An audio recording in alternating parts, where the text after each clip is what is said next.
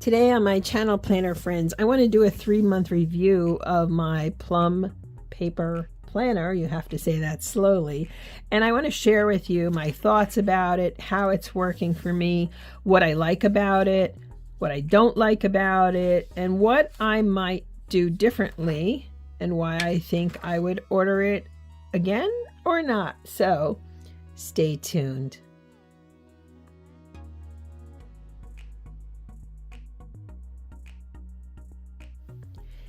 Hello planner friends, and welcome to my channel. I'm One Crafty Dolo, and I'm so happy you're here with me today. Thank you for taking your time and spending it with me. I appreciate you. I appreciate my subscribers. I appreciate those who are just stopping by. If you're new, you're welcome to subscribe and tap the notification bell. I upload videos 3 times a week. At least I try.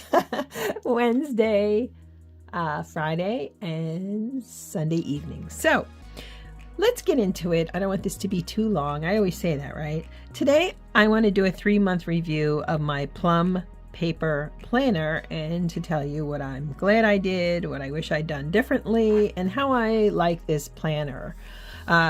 This is like my 4th, 5th Plum paper planner, something like that.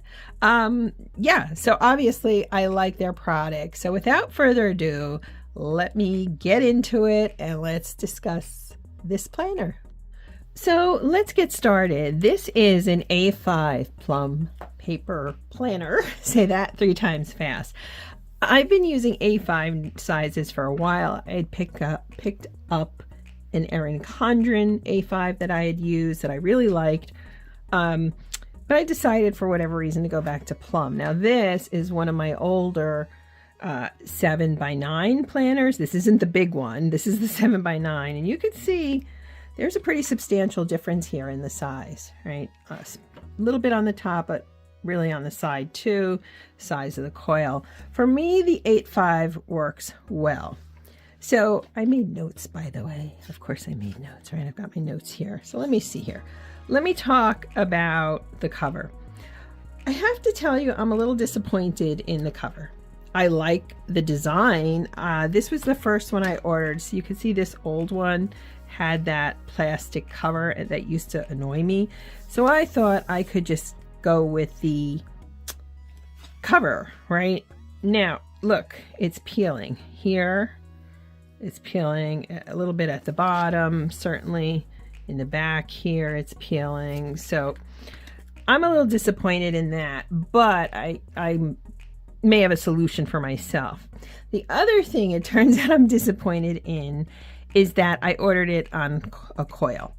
I've always used coil planners or discs, but truthfully this year I've gotten into rings far more, and I use a disc planner for my faith planner. I like being able to swap things out.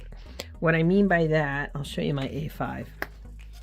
I moved November, November inserts to the front, and I put the other ones in the back, or I could put them in a different planner. I like the flexibility of switching things up a bit. So when I ordered this, I thought, oh, I've been in spiral planners forever.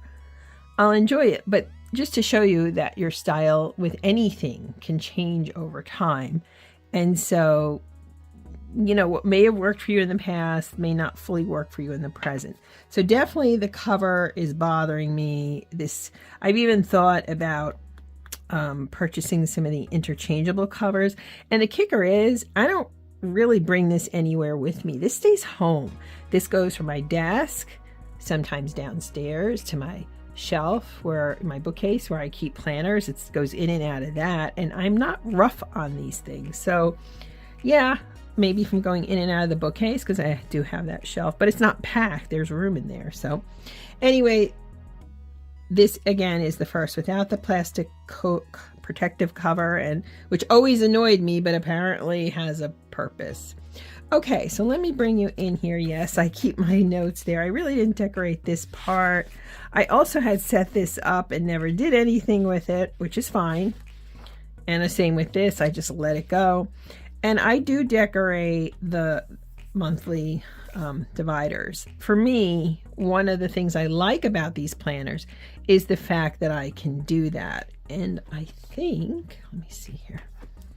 I believe I used to do this all the time. Yeah. This is something I've been doing for a very long time, as you could see. So that's something that just creates a little happy space for me. Now, I have changed how I do this for this particular planner. Incidentally, I started it in August. That's a plus. Okay, I'm glad I didn't wait till January for this. This is I'm using for work, goal planning, projects. It's like a project planner, I guess you could say, which I consider my work. So what changed this section for me, truthfully, were these stickers, which I picked up from Ever Changing Plans. She's on Etsy. I'll link her below, but you can see I didn't pick up the full year, but I picked up through, let's see, May, June, July. I need the middle, right? I've got January, so I need February, March, April. I don't know. I have to figure this out. Anyway, these have made a huge difference. She has trackers. It's not just the lines. You might, if you're frustrated like I used to be, I never knew what to do with the circles. I would write on them. Sometimes it would smear. Sometimes I didn't know what to write in them. This changed that for me. Then I started to decorate this page a little more, and then I decided to use this as 3 top goals. And you can see how I've been consistent with that. Okay, here's October, and then now we're in, let me take this out, we are in November. And these really help, and this has gone from a space I didn't know what to do with. By decorating it, using these stickers, putting numbers down here, I've reclaimed this space in a really good way. I decided to bring you in a little closer. So, what do I love? In the monthly, I put down my YouTube schedule. That's been great. No problems there. I really don't decorate it. What I decided to do is I'm one of the people who likes horizontal planning. I know a lot of people don't.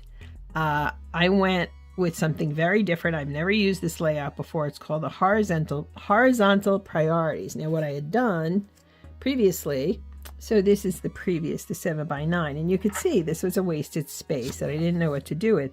I actually used the vertical priorities in this one, and it was okay, but I definitely do like my horizontal planning. And unlike this one, because I'm using this for goals and projects, I actually have come up with ways to use the habit tracker. You can customize this, you can customize this, you customize this, you customize what you want here. I just put priorities and remember. I thought that was a really great way to do it. And the habit tracker has actually proven really great for me because it really is keeping me accountable, and I appreciate it very, very much. So I like the horizontal priority layout. At first, I didn't know how I'd feel about this section here. And what I've done with it, as you can see, let's flip to this week. I write down my schedule for work. And today's actually Monday. I'm filming this for Wednesday, so I've got to fill some of that in. But this has been working so wonderfully. I love the layout. Putting my hours here is perfect. I feel that because of this system, I'm actually making progress. Not only here on YouTube, I'm writing little children's books and I'm making progress. Maybe not as much as I would want in a given day, but this has been great. So I have absolutely no complaints. This week, for some reason, I didn't check off the habit tracker.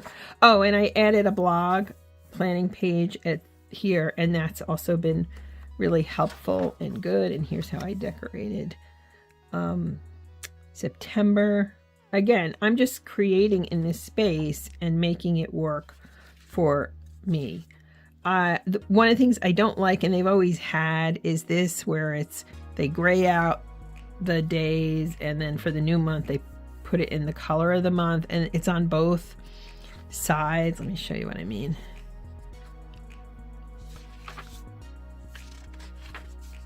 they did it here, but I used it here. You see what I mean? So it's like sometimes it's like both, it's in both months.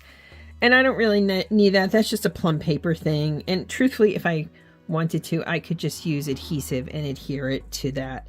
So I'm glad I picked this up. I'm glad I'm using it. I love it. It's been really helpful to me.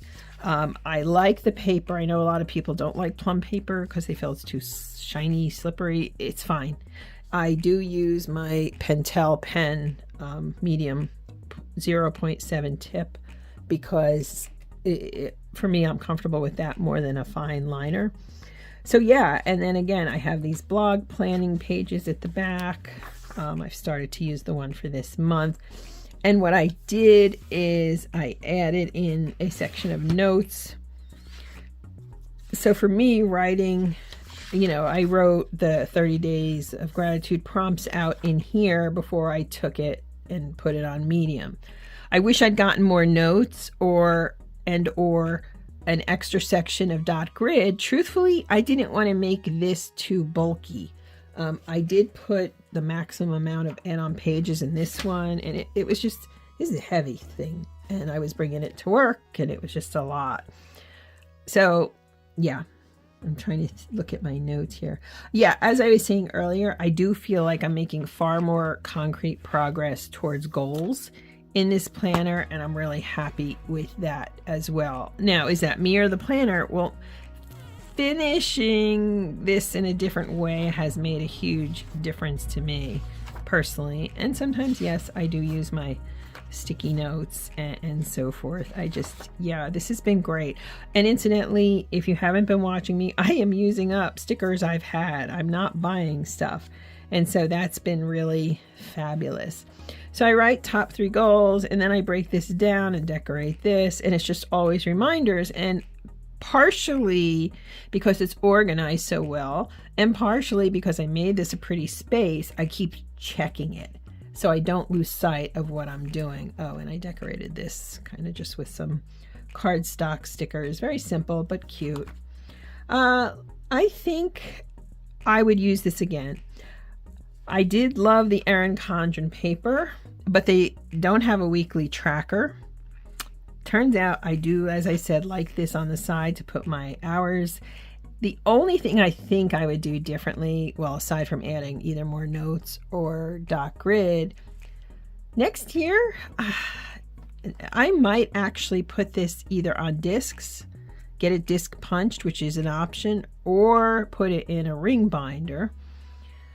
What that would do, in my opinion, then, it would solve some of the problem with this cover, because theoretically I could use one of my old, barely used Happy Planner covers on the outside if I wanted. I don't know, or just put this whole thing in a binder, which it would work. Apparently people do this, so I'm excited to think about that as well. I really love the A5 size. I'm glad I went down in size, and I'm glad again that I started this in August, because it's easy to put your goals off. It just is, unfortunately. And so by not waiting, I'll do it in the new year, I'll wait till blah blah, I'll wait till after the holidays. No, I wrote a book, I illustrated a book, I have 2 others that are in process, and I guess more than anything, not only am I accomplishing things by really utilizing this the way it should be used, but I feel better about the process, which I think sometimes, isn't that half the battle, is how you are mentally? Like, can I do this? Can I not do this? I'm on it. So that's my review. Let's see here. I'll show you. I got the colorful layout. I know there's the modern, there's the neutral.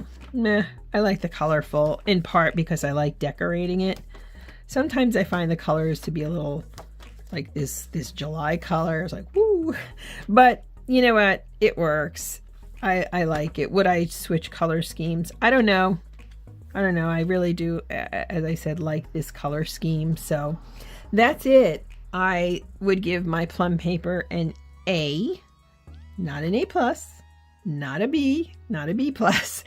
The flaws with it, as it were, really were of my doing, meaning the coil, meaning not putting enough notes pages in, but they don't get an A+ because of this. So either order the protective cover or put it in something to protect it. That would be my advice. So, all right, planner friends, thanks for being on this journey with me. I cannot wait to get these books out and to share this project with you. It is so bloody exciting. Anyway, I hope you have a blessed day. Thanks for being here, planner friends. Bye.